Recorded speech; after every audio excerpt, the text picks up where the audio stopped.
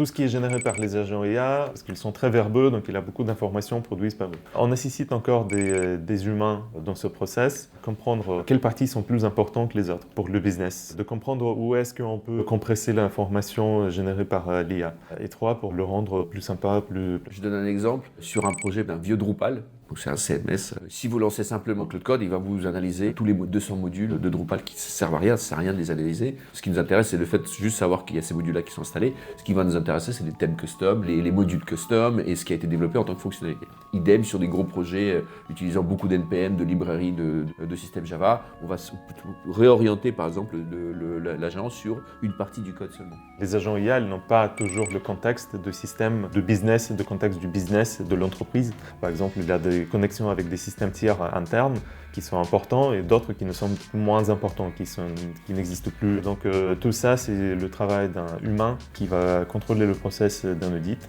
qui est responsable pour faire cet audit avec l'aide des agents IA.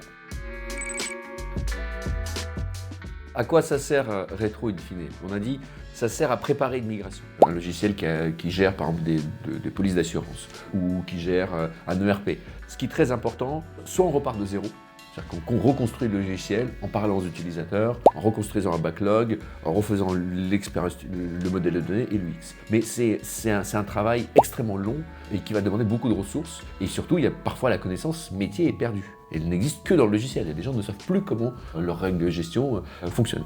Retro va, vous permettre d'avoir une compréhension complète de comment fonctionne le logiciel et donc des règles de gestion fonctionnelles, backlog fonctionnel, user story. Vous pouvez reconstruire le backlog qui ensuite peut être injecté pour lancer une migration. Vous préparez un dictionnaire de données complet, c'est-à-dire qu'est-ce qu'il y a dans la donnée. C'est pas toujours évident en regardant juste une base de données de comprendre ce que la donnée est réellement. Troisième chose, ça va vous permettre de préparer, de générer une estimation de charge. Grâce à notre connaissance, là aussi embeddée dans nos agents, nous savons estimer vachement bien les migrations et combien de temps ça peut prendre. Et donc ça, c'est un outil véritablement puissant pour planifier votre roadmap. IT, vous savez que cette application-là, elle va prendre entre 1000 et 1500 jours homme pour être migrée. Et bien ça, c'est des indicateurs extrêmement importants pour bien optimiser et pas se tromper avec des migrations qui devaient prendre 3 mois et qui en prennent 12. C'est des choses qui arrivent très souvent. 70% des projets informatiques sont en retard, notamment parce qu'ils sont mal estimés au départ. Pour moi, ce qui est le plus important, c'est d'avoir une vision large de tous les éléments qu'on va devoir migrer, parce que très souvent, dans la migration du legacy, on se retrouve dans la situation où le chiffrage a été fait à partir de spécifications fonctionnelles.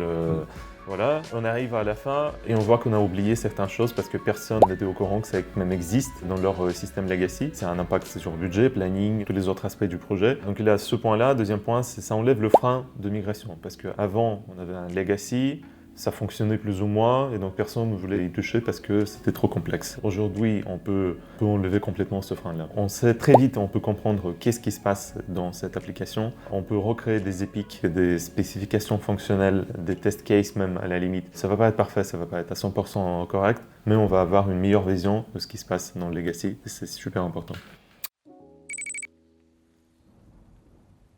Comment ça démarre? Comment on peut fonctionner ensemble? C'est assez simple. On fait un mini-audit, une mini-rencontre d'1 heure, 2 heures avec vous pour comprendre le scope du logiciel à rétro-documenter. Le code source, l'accès au Git par exemple, ou un zip si vous n'êtes pas sur Git. L'accès au modèle de données, donc un extrait de base plus le modèle de données.